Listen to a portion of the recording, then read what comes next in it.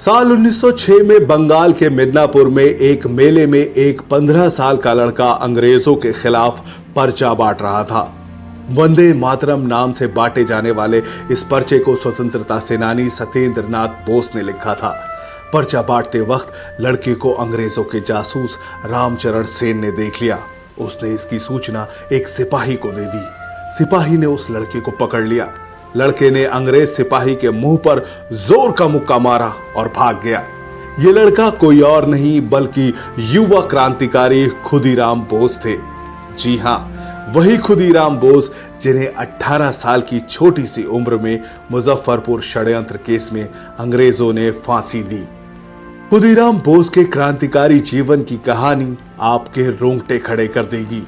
खुदीराम का जन्म 3 दिसंबर 1989 को बंगाल के मिदनापुर के हबीबपुर में हुआ था। बचपन में ही माता पिता का निधन होने के चलते उनकी बड़ी बहन ने उनका लालन पालन किया।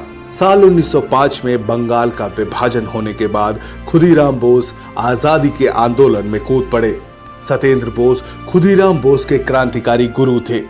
खुदीराम बोस छात्र जीवन में ही जलसे और जुलूसों में जाने लगे थे और अंग्रेजी हुकूमत के खिलाफ नारे लगाने लगे थे। 9वीं क्लास के बाद उन्होंने पढ़ाई छोड़ दी और जंगे आजादी में कूद पड़े।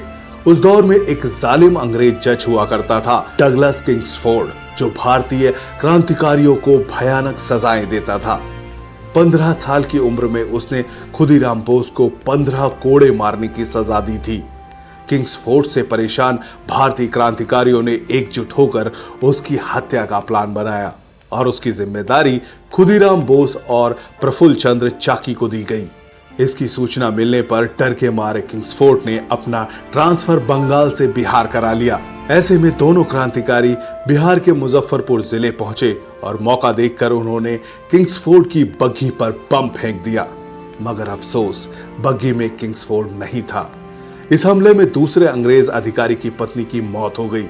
इसके बाद पुलिस इन दोनों के पीछे पड़ गई। वैली रेलवे स्टेशन पर पुलिस ने खुदीराम बोस को गिरफ्तार कर लिया, जबकि मोकामा रेलवे स्टेशन पर खुद को पुलिस से घिरा पाकर प्रफुल्ल चंद्र चाकी ने अपने आप को गोली मार ली और शहीद हो गए। खुदीराम पर अंग्रेजों की अदालत में केस चला। जज कॉर्नडॉफ ने खुदीराम से पूछा, तुम बम बनाना जानते हो? उन्होंने कहा, मेरे वकील ने कहा है कि मैं अभी कम उम्र हूं, मैं बम नहीं बना सकता हूं। जज साहब, आप मेरे साथ चलो, मैं आपको भी बम बनाना सिखा दूंगा। यह सुनकर जज कॉर्नडॉफ हिल गया और उसने फांसी की सजा का ऐलान कर दिया। 11 अगस्त 1908 को खुदीराम बोस को मुजफ्फरपुर जेल में फांसी की सजा दी गई। जब खुदीराम को फांसी की सजा दी गई तो उनकी उम्र 18 साल 8 महीने और 8 दिन थी। खुदीराम की शहादत से पूरा देश दर्द से कर रहा उठा। तमाम जगहों पर विरोध प्रदर्शन हुए और लोगों ने शोक मनाया। खुदीराम की शहादत आज भी हमारे दिल में देशभक्ति की भावना भर देती है। उनके बलिदान को हम कोटि कोटि नमन करते हैं। आने वाली पुश्तें हमेशा खुदीराम बोस की शहादत की ऋणी रहेंगी।